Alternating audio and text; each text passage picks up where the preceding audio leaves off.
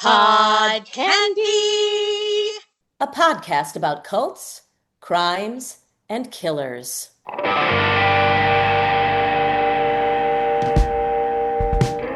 Before we begin today, we want to take a moment to let you know that this episode contains discussion of violent crime, murder, the deaths of children, and the lasting trauma experienced by their families. Please take care of yourself as you listen. We don't take lightly what we're about to discuss. And we want to be clear, this is not a fictional story about mystery or intrigue. This is about 4 real girls who lost their lives and the people who loved them, who spent more than 3 decades without answers. Today we're talking about the Yogurt Shop Murders, a documentary series currently streaming on HBO Max. On December 6, 1991, 4 young girls were found murdered inside a frozen yogurt shop in Austin, Texas. Amy Ayers was 13 years old. Jennifer Harbison was 17. Her sister Sarah was 15. Eliza Thomas was 17. They were employees at an I Can't Believe It's Yogurt shop in North Austin shopping center. They were working a closing shift that night. A fire was reported just before midnight. When firefighters arrived, they found the girls inside. They had been bound, sexually assaulted, and shot. They were also set on fire. Investigators believed in an attempt to destroy evidence. The crime shook Austin to its core, and what followed was one of the most painful and complicated cases in Texas history. 4 young men were eventually arrested and charged, some of them teenagers themselves at the time of their arrest. 2 were convicted largely on the basis of confessions that they later recanted, saying they had been coerced during lengthy interrogations. Those convictions were ultimately overturned. This documentary, directed by Margaret Brown, doesn't sensationalize any of that. It sits with the grief. It follows the families across 34 years of waiting, through wrongful arrests, failed prosecutions, and a justice system that let them down over and over again. And it asks a question that doesn't have a clean answer. What does it mean to carry an unsolved wound for that long? What does it do to a family, to a city? What happened after the series aired only deepens that question. 3 weeks after the final episode, the Austin Police Department announced a break in the case. New DNA evidence. A killer finally identified after more than 3 decades. Cold case detective Dan Jackson led that effort. The 5th and final episode of the documentary, titled The End of Wondering, was filmed in the aftermath of that announcement. It explores what the families felt when they finally got a name, and whether, after all this time, justice is even the right word for what they received. We're grateful you're here with us for this conversation. Let's begin.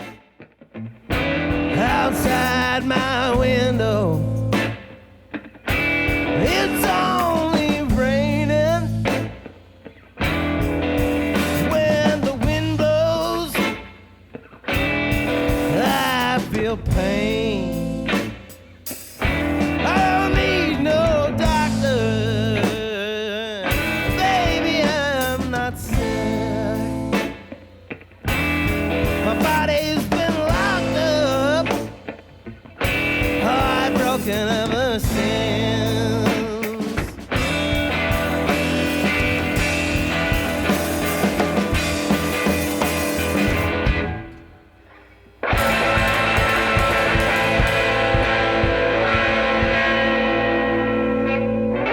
Okay, so Dori, Yeah.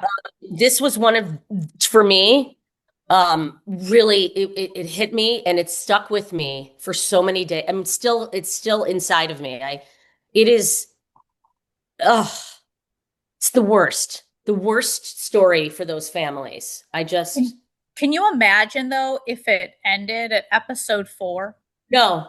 And those poor guys that were, and, I hate to, I know it's a story about these 4 women, these 4 girls, but these 4 men who were, accused and also coerced into, 2 of them coerced into admitting or confessing and they were, they were gaslit. They were in there, this is a real thing, and I know Dr. John will be able to tell us about this, but this kind of brainwashing, coercive control, when you're trying to get somebody to say something and then you convince them that it's true. I mean, this has happened to me a few times. Yeah. Oh, Yep. like during interrogation, arresting? Oh no. Yes. I'm like, do you have No, a pass? Do tell. it's like, when somebody says, no, no, no, you did see this. You did see this. And you're kind of like, did I see that? Yep. You're like, no, I didn't. No, I didn't. It's No, I the didn't. And then there's the gaslighting. doubt, Yeah. I feel like you said, I feel there are victims all around. The young girls, obviously, that were murdered, tragic, terrible, but also those 4 boys who a few of them are still alive today, and their lives were literally ruined by the police that investigated the case. And I think we've seen this before as well. It makes me so angry that the criminal justice system, I don't even know if I want to use justice after criminal system, right? That's why, like, they showed the Innocence Project that tries to get like people who've wrongfully convicted off.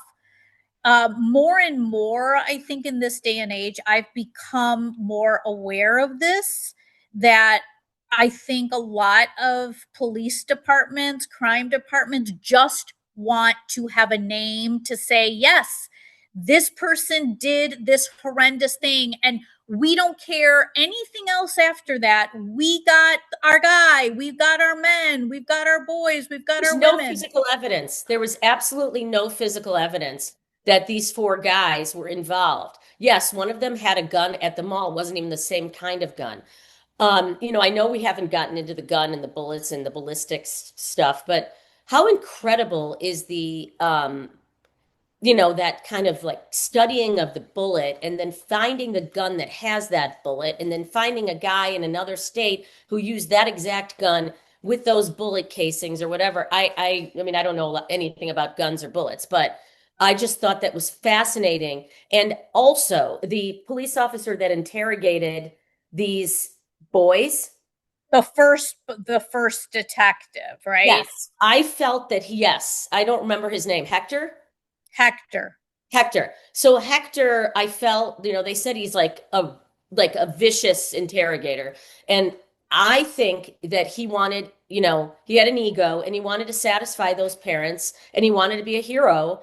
And, he ruined generations of families from doing that and not, being okay with not having the real person. I mean, they, again, like I said, no physical evidence. That brilliant investigator that came onto the scene, then we finally got into episode 5, where we see that there's another man, unrelated, that killed other people in other states similarly, and they found him, but he wasn't alive. That was a little sad. Well, like it, obviously there are advances within DNA and all of that. So something that happens 30 plus years ago, they didn't have the same tools that they have now, but still no excuse, like we both agree, to just berate young kids into confessing something that they did not do. But can you imagine being 14, 15, 16, 17, 18, 19, 20 years old in a police department for hours in a room, being yelled at by a cop saying, you did this, just tell us. Oh, I get it. I think there is something that's like, you do get a bit brainwashed. and then you It's want like, to get did out I of there. do this? What'd you say? Yeah, a lot of people, Dori, that we've like talked about, they get so tired of being interrogated that they just admit it so they can be done with the conversation, which is the saddest part. And if somebody was like, you did this, part of you might go, wait, was I there? Well, that's the one guy. That's the one was guy. like, oh my gosh, I did do this. Like after hours of being told, you did this. I mean, the one kid so I have everybody's names, but so it was it oh Forrest. As an Forrest? adult man, Forrest, who was the one who he didn't go to prison, but he's been arrested like 40, 50 times because of the all false. All like that he just gets like picked up all the time for things. He never did, none of them ever did this. None of these No. boys ever did this. One of them is dead because the cops pulled him over and he was killed that way. The three others are still alive, but that one Forrest who was like 15 years old, I think at the time, and he has and his mother, and he's never had a relationship last longer than a couple months, and because he doesn't trust anybody. Yeah, there's and then no they trust. find out what he did, what he didn't do, and then they're already tainted. He's like, when people find out, even if he's innocent, it still ruins everything because then it becomes that becomes it. Yeah, I felt so bad for him. He was crying in the bar, that guy. Forrest. Yes, the crying guy. Yes. Awful. It was so sad. Tragic. It was so tragic and sad. And I feel bad for the daughter of the guy who was killed. The daughter. That's like another like BTK and Gilgo, like another like where the guy who was the murderer, who they finally caught 34 years later, had a family, like, but also truly was a horseshit kind of a guy. Like we were all told, like they'd said he was terrible. Well, the actual murderer was. He's a serial killer. Yeah, a serial killer. Not four boys in a serial killer. Yeah. Well, and let's also so the girls, I mean, here are young girls that were just working a shift at the yogurt shop, getting ready to close that night, and then were raped, sexually abused, lit on fire, shot, murdered, and the parents didn't get true justice for 30 plus years. But I do want to mention something.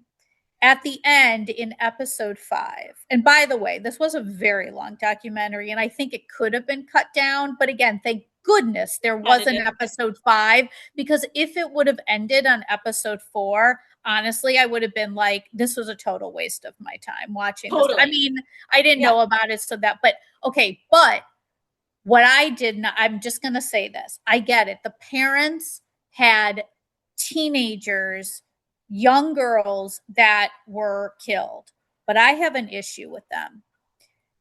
When it was told to them that they found the actual serial killer that did it, they didn't give a shit about those boys who were wrongly convicted. I thought damaged. I was appalled at, I think it was Amy Ayers' parents and the brother, who were very vigilant about wanting to find answers, but they showed zero compassion for those boys. They did nothing related to that case. And the father and the brother were like, whatever, I don't care. The mother, I don't care that they went through this for 30 plus years. What do you think about that? That's an interesting question. And I think, and I see your point. I'm not disagreeing with you about that. I think they were so drained and depleted from all that time, and so pulled and pushed and pulled and pushed, that they just didn't have anything left. They had dead kids. These kids were alive. Yes, something bad happened to those kids also, and it, weren't murdered, but their lives, their trauma, if they were never part of this, they would have been living normal lives. I agree, but I think that it says something though about the America that we live in today, where there is a lack of empathy. I felt agree. so much, like I felt so much empathy for the parents that for the sister who is still alive, who's now a therapist, Oh, who her that younger wonderful woman. yeah, her older sister had been shot. She was one of the victims.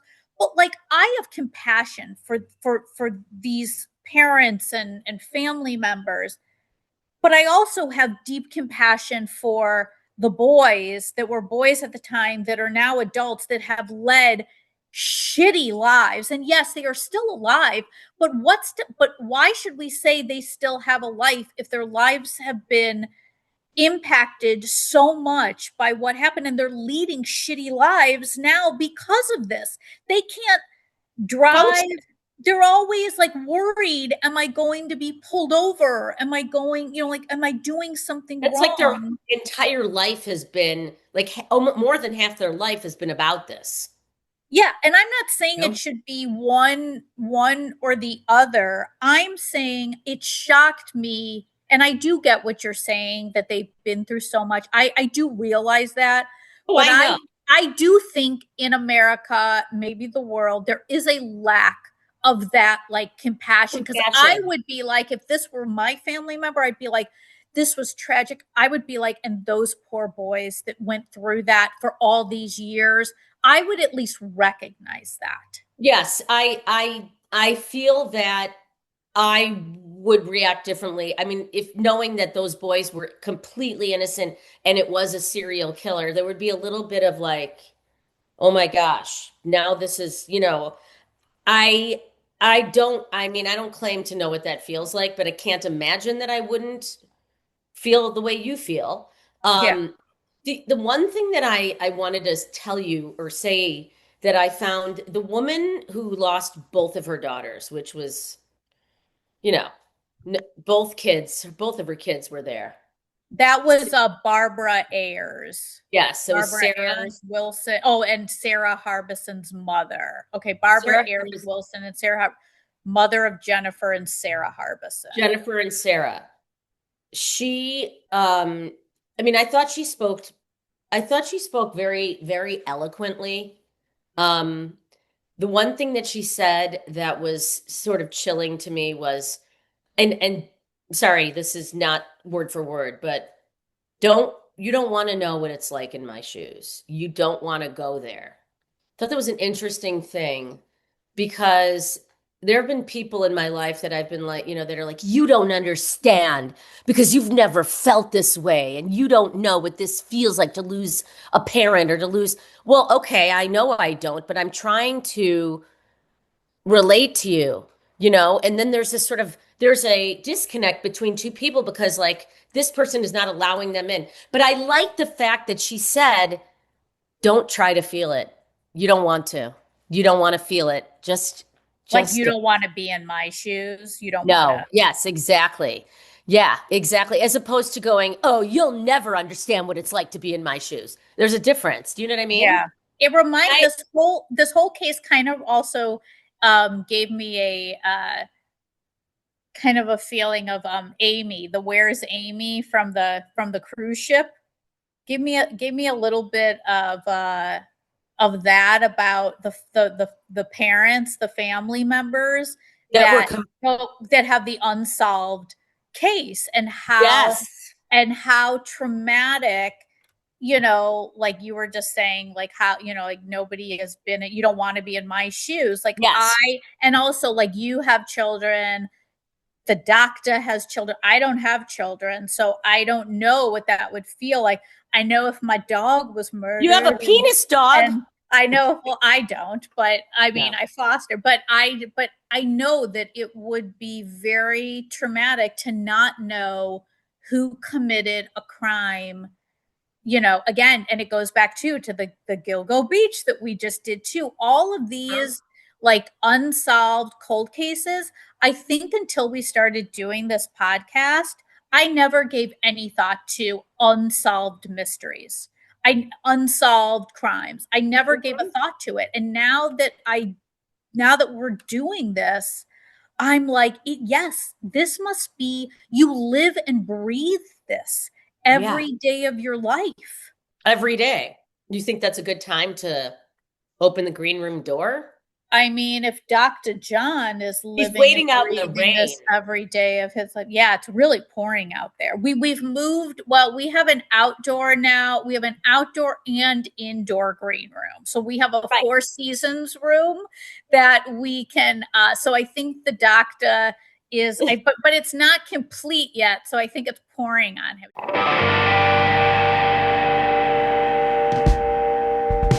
Doctor, are you okay, John?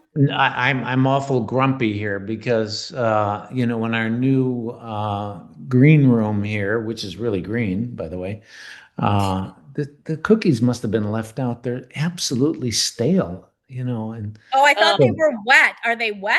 they're wet and Stale. Those were That is those stale. were the Pepperidge Farm ones that Stacey bought. Yeah. What? Yeah. Like a month They and were a on half sale, ago? actually. I think they were on think our clearance a our few crack years ago. producer Jeremy needs to get on the ball with Yeah. some better Come on, cookies and coffee here. And the coffee tastes like that coffee that always it tastes like rust. Folgers? Yeah, probably. Which will never be an advertiser for us. Yeah, I Full was of just gonna nuts? say we love you, Folgers. If you want to, Yeah, wait, no. Folgers take sponsor and chock full of nuts. I'm with you. I'm Chock with full of you. nuts. Oh, I love chicory coffee. Don't you love chicory coffee? Yeah, speaking of New chicory, I'm Orleans. supposed to go to New Orleans next week. There you go. And Have some I coffee canceled my trip. and some beignets. Make sure you have a Yeah, I beignet. canceled my trip because I don't want to gain weight. Just kidding. just because you canceled because you didn't want to eat beignets. I canceled because I just that's I a don't know. documentary in itself. Just As didn't grumpy wanna as go. I am, let me, as I Yes. often do, I'd like to talk first of all about the documentary as it is. It is grueling. It is grueling to watch. Grueling. When both Yeah. of you suggested this one, and it's 5 episodes, and we went, whoa. But I'll tell you, last weekend I binged watched it. It's riveting for those who can get through it, but it is long. And I think that the thing that's very different about this documentary as opposed to the other ones we've seen, it focuses on the police work a lot, which I want to comment on, and maybe a little controversial to my co-hosts here, and also the families. It really got into the families and the effect of the families. So, audience, if you really want to see the devastation that happens to families that are crime victims, this is really it. And of course, those 4 boys that were falsely accused. Oh, wait, can I say one thing too? Absolutely. I think we forgot to mention the first documentarian. She was the one who, the reason why we had all the footage in the documentary from before is because she was doing this as a project, but never completed it, right? She never put it out, but they used all of that footage for this documentary done back in 2009. Right. Yeah. It was interesting. Although I don't want to comment on the first documentarian because she irritated me. But we don't talk about victims on our show. But no, every single time she was. She's a documentarian. Obviously, she's a documentarian, so rip her to shreds, John. What is your But I didn't like her having her baby on camera. There you go. I didn't like that. That annoyed me. Why do you have your baby? This is a show about children that have lost their lives, and you're sitting with a cute baby. I don't like that. But wouldn't that be the fault of these documentarians, more recent, to say, can you put your baby somewhere else? Oh, absolutely. I think that was an error in the show. It really aggravated me that, and I don't think she played that big of a role. I think that was a waste of time. I mean, show her once. Thank you for this footage we got, but her footage was good because the footage was context. Outstanding.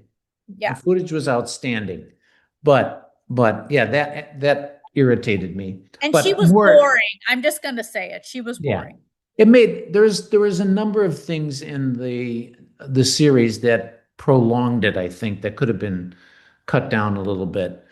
But you both talked about the police work, and I want to comment on that because I work with the police, and I think I have some insights to say here in a second. But yeah, this Hector Polanco, I believe, yeah, Polanco, the detective you talked about, who was just an ass. I mean, he was abusive to people he interrogated, and not just these four boys. They said he had a history of being, a very stringent interrogator and abusive, etc. But he had 100% record of getting confessions. I'm sorry, and well, that was supposed to be applauded, but he was coercing Yeah, people. that's not a flex, dude. That's not an award you should get. And again, as I commented about the documentary, I think, as opposed to what you both said, I think it gives us some insights as to how grueling police work is.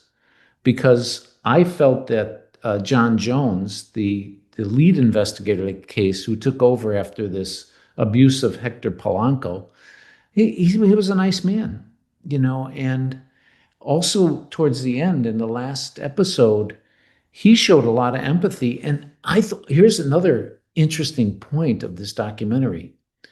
The documentary showed the effect of this case on John Jones, the lead police detective that was taken off the case, the first lead detective. He retired because of this, and he was very upset over things that were happening. And in one of the last minutes of the whole series of the documentary, he's shown hugging the sister of Amy, one of the victims, and they hugged, meaningfully and for a long time. I think he really showed a lot of compassion and empathy for the case. And He we did. He and we did. often don't see police shown that way. But he said his strong suit is not the interrogation part of it. So Right. that's why I think he was removed. And also, Mike Huckabee, not the Mike Huckabee that we know now, but the Mike Huckabee as his name. Spelled differently. He was also a part of it, and he also, like, he seemed to me a little cray cray, but he seemed genuine about wanting to find some justice and about what he did. So you are correct, John. I do think it's difficult, obviously, to be an investigator. I don't take anything away from that. Yeah. But I also think, like you had said too, somebody who has 100% confession rate, what are those confessions? They are Right. coerced. They are maybe false confessions. And I want to talk about that because, but first of all, I have a little tangent. I've been waiting and dying to say this, Dori, because I think Mike Huckabee, the young Mike Huckabee could have gone on the Dori hottie list. But then Really? did you see? But did you see him? But did you see him as an older fella? He was like, I thought you meant as old Mike Huckabee. I was No, going to be like, you don't know my type at all. No, the young Mike insane. Huckabee was. Mike Huckabee was kind of a bay. He could have been a Dori hottie when he was young, but then Dori, a lesson for you. Look at what these hotties turn out to when they get a little older. Well, look at their parents. You're supposed to look at the parents. There you go. But anyway, back to police. I agree with you both when you talked about the interrogations, and these things go on all the time. We have a case here, I think it's two cases in Chicago, where police officers are indicted because of the abusive techniques they use to get confessions, and these confessions are being overturned. I forget the most famous one. I think his name is Burgess or something like that. And now all these cases not only being overturned, but they're all suing the city because of false convictions. But this happens, and I don't think I've ever told this to both of you, but not only in my work with the police, but because of this, a police officer, police commander, wanted to do a book on policing and asked me to be a co-author some years ago. So in doing that, I did a lot of research on policing and, policemen. And it's a really interesting profession in many ways in terms of what they not only do they face, of course, but the training they get, the background of police. In the early days of our country, policemen were hired because they were big goons. They were strong, big, tough men. That's why a lot of immigrant individuals got to be policemen. There was a lot of big German guys and Irish guys, especially in the big city, that were just tough guys. They're, and I think this Hector Polanco comes from that breed of just being a tough, abusive person. And you both talked about the interrogation itself and the brainwashing, and you were right on. And the techniques are right out of the handbook of how to brainwash somebody. You keep them up. You're relentless. You wear them down, etc. And so these four boys were victims of that. But I do want to say a couple of things on that. One, it plagues me in this case that particularly that Robert Springsteen, when he was in that interrogation, he revealed he knew exactly the position those girls were laying on top of each other, which was one of the things that the police really picked up on. How would you possibly know that? And each one of those interrogations had a little tidbit of they have some information there that nobody could have known. And the documentary made a big case about how else, which I also think the documentary did really, really good. It was almost movie-like in the sense that it builds you up towards this crescendo, and then all of a sudden, whoops, there's a twist. It wasn't them. But that plagues me that these kids knew some things about that murder that they couldn't have known. Did And they though? excuse me I for mean, saying. I don't Yeah. know about the position. What do you, Stacey? I don't know. Do you think I don't know the position thing? I thought was like kind of like they were laying like that. Like I may be like, because you're in there for hours and hours. Like, how are they? How did you find them? And then they said the guy was like, oh, they were like this. But Dori, that's the point. It wasn't, you could make up kind of a position of a dead body, but they were laying on top of each other and nobody would have known that. That was not in the press. That was How not were they? in, How were they? They were under eight, like under 18. How yes. were they? What is the law? Like I know this was 30 some years ago, but what is the law about that? And why they didn't have an attorney present? They were in there for hours and hours as kids, no parents, no guardian with how did that happen where they were talking to these investigators for hours upon hours? Do you know that? Well, no, the key thing you're missing is that those interrogations came after, well, years after the killings. They didn't call them in. They were all over 18 at that time that they were brought in for questioning. They were not brought in for questioning as teens. Oh, They well, were no, all they were adults. too young. Oh, so they were?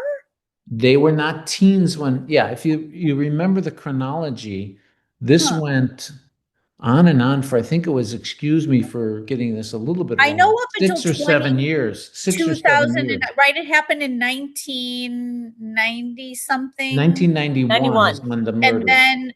then, when the interrogations that we saw were happening, that was 7 years later of Yes. all the Yeah. the boys. They Gotcha. You didn't know, bring, they did not bring them in for interrogation until 7 years after. So they were all adults. Got And it. just remember yeah. their faces when they were kids. They looked like teenagers. And during the interrogations, these were men. So You asked me what I thought about the bodies on top of each other and the people knowing positions and whatever. I just like the Menendez brothers, I know it's not the same case, but just like them, I believe them. I just believe him inside. And you kind of have to just go, okay, maybe circumstantially there was something that they knew, or they figured out, or they made up. Who knows? I don't think they were there. I mean, there's no evidence. Stacey, I hear you, but like I said, the word, it plagues me because I was just given one example of things they knew. Each one of them knew something that they couldn't have possibly known. But if they were interviewed 7 years after it happens and there's news reports going on and the town is talking and all of that, you're not telling. But no, the documentary said that even those little facts were never in the news. Only the police had them. So here's what I'm getting at, to kind of agree or not agree with both of you, is that I just think my theory is those kids were maybe around when the serial killer did this. Either because remember they used to hang out at this creek, which was just the creek people. It was just a short distance from the back door of the yogurt shop. And I just wondered if they peeked in at what happened, or were they around the serial killer? That could very well be the case. Why wouldn't they have said anything? Like, what if they said, we saw somebody kill somebody? Like, why wouldn't they have done that? Well, that gets me back to this that I don't think you drew out either. These kids weren't angels. They were punks. Well, one kid was walking around with a gun. Yeah. And the next day after the murders, remember they stole a car and went to San Antonio. Yes.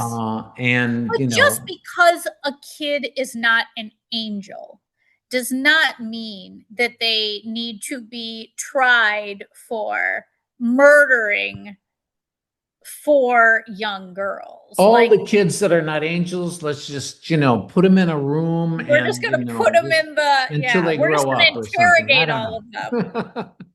Let's round them all up.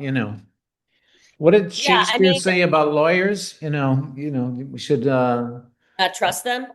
I think it was something what like did Shakespeare say about lawyers? It's something about throw them in the ocean or something like that. I forget. Yeah, I would love if Shakespeare never said that, but we're saying it on Pod Candy. That I know. What Shakespeare. You know what Shakespeare.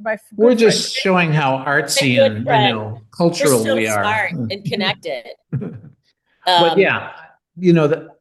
could these kids have been fascinated about what's going on? Could the serial killer have been in the creek with the creek people and these boys, and he was kind of cool, like a Charles Manson kind of guy, and hey, look what I just did. I just shot some girls, etc. And I can see teenage boys, being curious about what happened, and them go, oh shit, let's get out of here. But that's maybe when Robert Springsteen saw the bodies that were laying. It just baffles me. Understand why they wouldn't say anything then. Yeah. I can't wrap my head around. But I also I think can't too, maybe it is you don't say anything too because you hear about, you're afraid of the police too. Like you don't want to say anything because then, and also they were kids. So it's like, you don't even know what is going on in their minds at the time and they're afraid and you just never know. Again, I don't want to seem like I'm a total stan for the boys, but I think seeing them as adults and listening to them, and my heart did break for them. It really did, because they are victims too. No matter if they stole a car back in the day as a kid and, did some really shitty things, they didn't murder these girls. I agree. And I agree. I'm not disagreeing with any of that. And that leads me to talk and comment on one thing you both talked about, is that the parents. And when you talked about them, not having a reaction or any feelings towards these boys after they found out that they in fact did not kill the girls. And I think both of you had very credible theories on this. Stacey said, they were probably emotionally drained. And Dori, you said, a lack of empathy. I think probably both of those things are operating. But let me talk from a psychological point of view of what happens to victims' families, and when such a horrible thing happens to them. Or heinous. Yeah, heinous. uh, they get damaged. We have to understand these people are psychologically damaged. And I don't mean that in a negative or criticism way, is that this caused damage in the families. And so when you talk about being drained or lack of empathy, their lives also were affected so much. And that's what I think the documentary brought out so well, is just how these families were so damaged by this. And so, can we expect them to feel, think, say the same thing that we would when we found out that the boys were innocent? I don't think so, and I think they had to settle into their own grief and feelings. Who knows what they feel now? Don't forget, this fifth episode was just filmed and released, and it's been less than a year. It was, I think, August of 2025. So it's still fresh in these families' minds of how they have to reconcile that these boys didn't do it. Yeah, that one sister-in-law, though, I wouldn't want to cross her path. No. She was like, she's like a fuck around and find out kind of a gal. Which one? Oh, yeah. The Sean's heir, wife. so it's the heir. Sean's wife. Yeah. She is like hardcore. Yeah. Like, yes. Yeah. And she seems to fit in the family well. Again, I don't want it to seem like, their daughter died. I get it, that the family and the sister of Sean, is it? Like, I get it that she died, but I didn't get a true sense of like of like an emotional, You're compassion right. from them, and I just thought that I didn't resonate with that. Right. That's okay. I think, Dori, you're right. But I also think we have to look at it from the lens of these people have psychological damage themselves. So my very point here is, can we expect them, like us, who weren't that, of course, intimately involved with any of this, to say something like, well, gee, they should show more concern over these four boys? I don't know. It might be too early, because this is only a few months after they found out. This was filmed as they found out that the boys didn't do it, and this. Yeah, but Sonora Thomas, so that was the sister of what is it? Sonora was the sister, and Eliza, the one who's the therapist now, right? Like, she's a Right. therapist. Her mother had passed away, and wasn't part of the documentary, but she was very non-emotional, I think, in her demeanor, just very. But I know that it affected her so much as a child, because she was almost like, maybe, treated not poorly, but kind of forgotten about, because it was all about the sister then, when the sister passed away. But I did feel something for, like, I think, did have some emotion, even though she was so stoic in her demeanor. I think the most emotion she showed, I get back to that scene where she was hugging John Jones, the cop. That's the most emotion and empathy I saw out of her. And so I think you're right. I mean, she was deeply affected, and again, what a wonderful person. But let me talk about the family grief a little bit, because I think that's a really big takeaway from this documentary for our audience. And the documentary did so well to really get intimate into these families' lives. It really brought us close to these families. And you both didn't comment on this, but did you notice that they showed the initial grief and how horrible this affected the families? But then at the end, when it was over, I thought it was fascinating how each one of these family members had statements that gave them peace. and gave them closure. And isn't it interesting after 35 years that it took this finding out who did it to seal over that grief?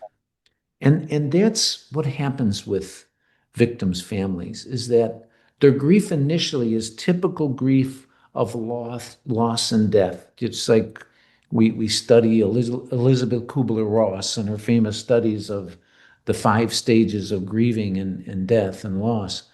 But then it turns into the case. Their grief, their loss turns into, let's solve this. That was the whole thing about these family members trying to be a part of the investigation and being angry because the police wasn't telling us anything. Well, they're not police. I mean, how much are you supposed to tell the family, etc.? And then this whole episode where they had that crime group where, Sean and his wife, the woman you were just talking about, they solicited this crime group. I think it was in Massachusetts or Connecticut or something. And, they were trying to be detectives in this whole thing. But the grief, interestingly, the grief turns into solving the case. And so that's why when the case is solved, and I wrote down some of the quotes from the family. I think it's very telling. Amy's dad, kind of cowboy looking, tough, man's man kind of guy, said, "I can now go on with my life and have some fun." Wow. Yeah, That's that powerful. that was poignant when he said that. Yeah. They can live. Like the mother of the 2 girls also, I Yeah. think, said something of that nature, like, Now they're at now I peace. can do some stuff that I want to do and Right. not feel bad about it. Sean, Amy's brother, said, "It's over. It's over." He could finally put it as over. Um, Another one said, "I don't have to count the days anymore. I used to count the days since it I think happened." that was Amy's dad that said I that. think he said that as well. You're right. Yeah, And he no longer is he stopped counting how many days it had been since. yeah, but and it was about the investigation. It was centered on our grief turns into this has to be solved. And Yeah. I thought that was I have a really good. controversial question. Yeah. Well, I'm Did excited. either of your opinions change about froyo, about frozen yogurt? Like watching this as awful and horrendous as this story was, I was kind of like, I could go for frozen yogurt Yogurt. with some I was hot like, maybe I'll stop at I am- Love's later. It did I am not not- affect my feelings about frozen yogurt. No. Yeah, it did. Mine, Dr. John, are you still a froyo kind of a guy? Were you ever? Yeah, I didn't. Yeah, were you That ever? didn't come to my mind at all. You like But froyo? I also didn't get a taste for it after watching. I think I binged 4 episodes in a row on Sunday evening. See, I Stayed up watched way too late. I watched like 1 or 2 a day, and I'm like, you know what I could go for right now? Some frozen yogurt. Okay, a tangent. What does that say of Dr. John? What does that say Psychologically, what about is wrong me? with Dori? I forget. There's nothing wrong with that. You get a mea culpa on that. There's nothing wrong with that. One of our documentaries, I forget what it was. It was revolved around food, and I did get hungry for that particular food. But I hope it wasn't like the Ed Gein story. Can I, you 2 entertainers, can I bring up something of your opinion? And again, it's a tangent, like a hunger for yogurt. What did you think of that music, that theme song? Oh, yeah. Oh, that was weird. That was very weird. I used to live in a devil's town. I was like, Yeah, that was a weird song. I agree. yeah, I was really turned off by that song. Sorry, songwriter, and sorry, Yeah. Michelle Sorry, Brown. songwriter. Sorry, Margaret Brown. babies. Sorry, Folgers. Sorry. We should have Sorry, a list yogurt. after every episode when we say our sorries. Why, So why let me ask don't- you something. I can't believe it's yogurt still in existence. I don't think we have one in Illinois, right? Wasn't there something called TCBY, the country's best I love Yeah. TCBY. That So was why are there so many TCBY? I can't believe it's yogurt. Menchie's, Loves. It's like what? But what is this? The country's best yogurt. I can't believe it's yogurt. What? I don't know. Can't believe it's not butter. What are you trying to say, Stacey? What is it? I think what Stacey's trying to say is we should all invest in the yogurt industry, because it seems like What kind of it's yogurt booming. do you guys like? Well, I don't like Froyo. regular yogurt. I only like frozen yogurt. Me too. I love the Froyo that's like the original tart. Just like me. I'm the original I'm not a tart. tart person. I'm more of a sweet person. It's got to I have am some too, but I like sweetness. the original tart, and so does my daughter. Yeah. I like going to Europe, and I love that this conversation is now turned into our eating habits. But I do like in Europe is the only place I will eat yogurt, like just like if they have it for breakfast. No, not frozen, just regular yogurt you'll eat in Europe. I understand. In Europe, yeah. Dori, you're in a total different class of people than Stacey and I. Eating yogurt. Really what do you low do? class. Just fly to yogurt to get? Fly to Europe. Fly to yogurt to get in Europe. Yeah, like I go all the time. I'm just saying, like when I've been, like when in Rome, I'm gonna eat when in Rome. pasta. That's when I eat yogurt. Nice backtracking there. But now we get a little insight into your lifestyle here. I fly to Europe to get my yogurt. I'm sorry.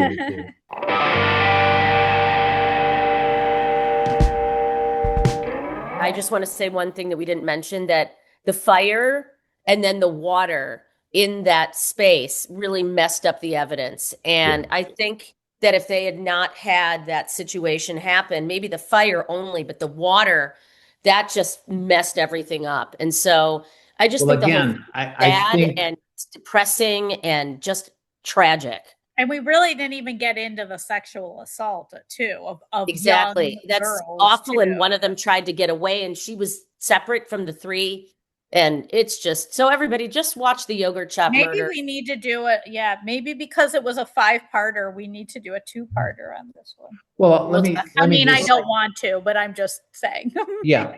Let me just say too that Dan Jackson, the police officer, that the detective that ultimately solved it, what a brilliant that guy. Journey he took. What a very good insight into police work and how police work often has dead ends and often is very long and twisted, and things go wrong. I think that's another one of the glories of this documentary. But one of my maybe last comments is, again, going back to these kids, these 4 boys that were falsely accused. The other thing we didn't talk about is, where are their families and what happened? Why were they, so wild and uncontrolled? I would have liked a documentary to. Why did one of them have a gun?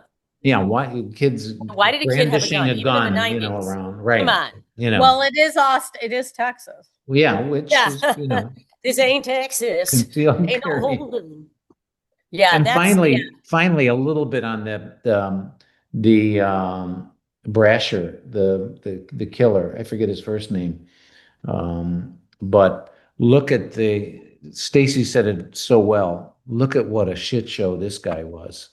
I mean, a couple of things I want to say, which is just, fascinating. One is that Robert Eugene Brasher. Right. Robert Eugene Brasher. Son of a bitch. Look at the DNA that he comes from. His father, when he gets arrested for something and does 5 years in prison, bails out the gun that he used in the murders. His father, not him, but bails out the gun, buys the gun from the police. I don't even know how that happens, but the second thing is, he was sexually abused as a kid, and his targets on all his serial killing were, like young teenage girls where he raped in every one of these murders that he did. Totally messed up person.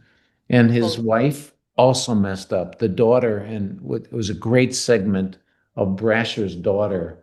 Yes.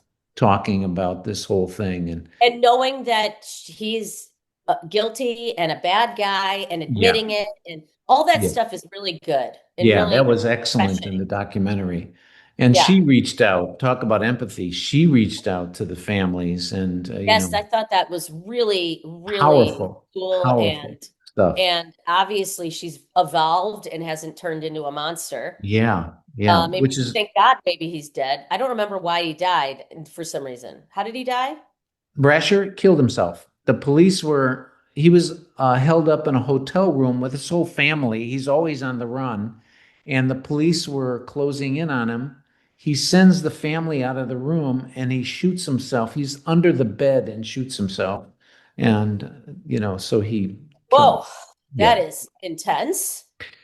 Maybe this is the best closing psychological statement. The daughter, her name was Deborah Brasher, is a testament to something that I've seen in my whole career, which is that you can have a horrible upbringing, horrible, evil, terrible parents, and some kids turn out okay. You can't just say it's an absolute 100% correlation that coming from an evil, horrible background is going to necessarily make you, evil and horrible and a criminal. She And seemed also like a people can great become person. evil with good parents too. So Yeah. there's a lot of different, Yeah. you know, Yeah. Kind of was one of my claims to fame in my career of saying to people, waving my arm in this field, saying, that, we can't just assume these kinds of things. But anyway.